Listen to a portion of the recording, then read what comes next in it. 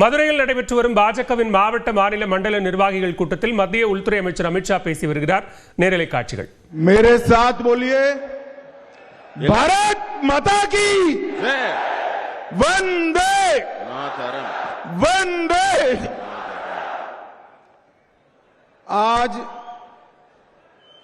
Tamil Nadu Bharatiya Janata party के मंडल और जिला के चुने हुए सभी प्रतिनिधि के सम्मेलन में मैं आप सभी का हृदयपूर्वक स्वागत करता हूं.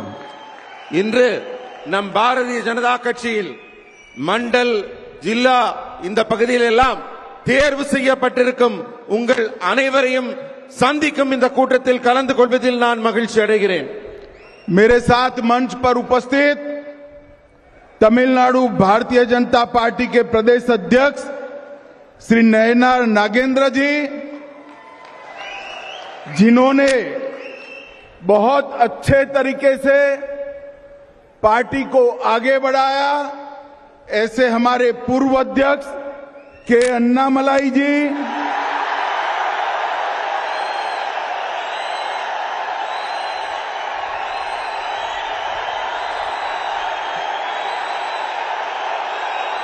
मोदी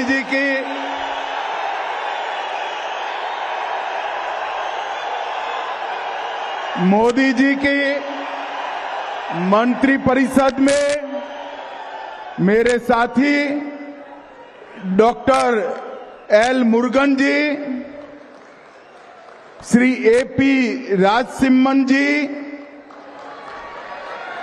डॉक्टर सुधाकर रेड्डी जी, श्री प्री राधाकृष्णन जी, डॉक्टर तमिलसाई सौंदर्यराजन जी, मेरे मित्र और हमारे नेता एच राजा जी,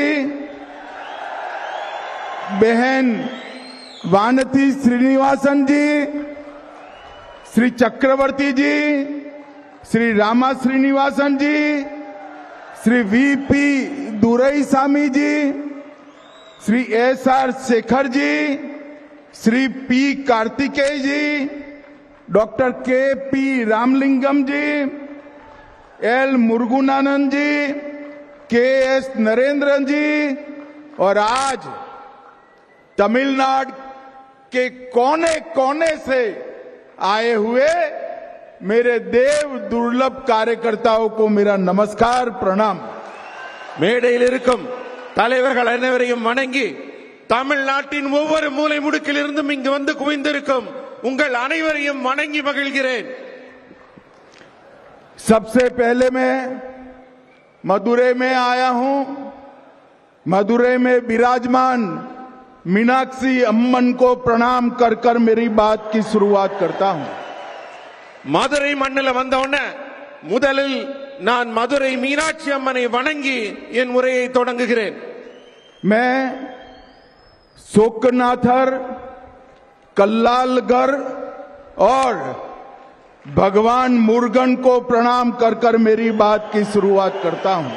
இந்த மண்ணின் சொக்கநாதருக்கும் கல்லழகருக்கும் மற்றும் திருப்பரங்குன்றம் முருகனையும் நான் தலை வணங்கி மகிழ்கிறேன். मित्रों, सबसे पहले मैं भारत की महान भाषाओं में से एक तमिल भाषा में तमिलनाडु के कार्यकर्ताओं से बात नहीं करता, इसलिए मैं आप सबकी क्षमा मांगता हूं.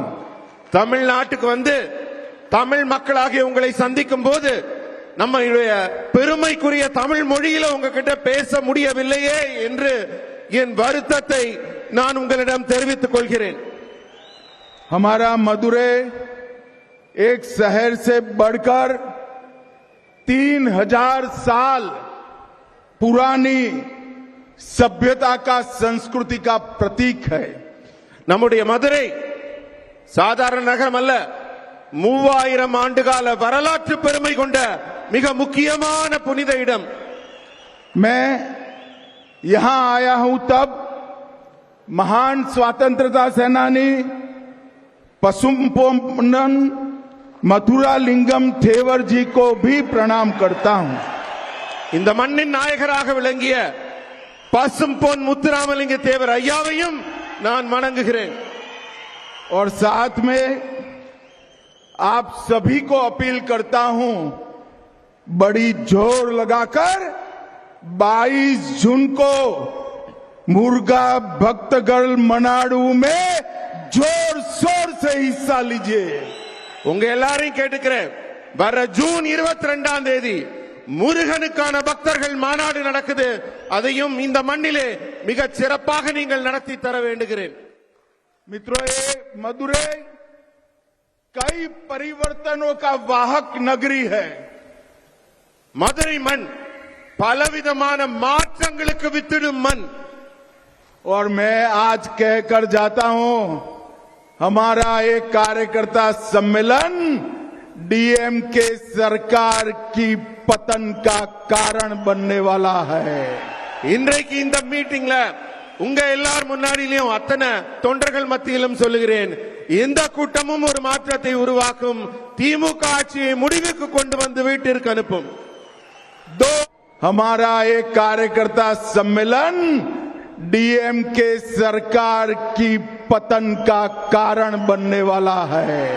இன்றைக்கு இந்த மீட்டிங்ல உங்க எல்லார் முன்னாடியிலும் அத்தனை தொண்டர்கள் மத்தியிலும் சொல்லுகிறேன், இந்த கூட்டமும் ஒரு மாற்றத்தை உருவாக்கும், திமுக ஆட்சியை முடிவுக்கு கொண்டு வந்து வீட்டிற்கு அனுப்பும்। 2026 में इस तमिलनाडु में फिर से एक बार एनडीए की सरकार बनने जा रही है। भारतीय जनता पार्टी एआईडीएमके की सरकार बनने जा रही है। உங்ககிட்ட எல்லாம் சொல்றேன், வரக்கூடிய 2026ஆம் ஆண்டு தேர்தலில் என்டிஏ கூட்டணி மிகப்பெரிய வெற்றியை பெற்று பாரதிய ஜனதா கட்சி அதிமுகவின் கூட்டணி ஆட்சி அமைக்கும்। मैं रहता तो दिल्ली में हूं, मगर मेरे कान तमिलनाडु पर लगे हुए रहते हैं।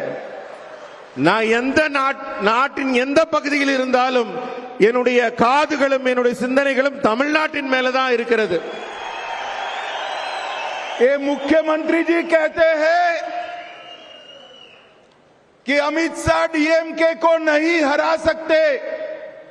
स्टालिन साहब, आप सही कहते हो, मैं डीएमके को नहीं हरा सकता, मगर तमिलनाडु की जनता डीएमके को हरा सकती है। இந்த நாட்டின் முதல்வர் சொல்கிறார், அமித்ஷா அவர்களால் திமுகவை தோற்கடிக்க முடியாது என்று। அவருக்கு சொல்றேன், அமித்ஷானால தோற்கடிக்க முடியாது।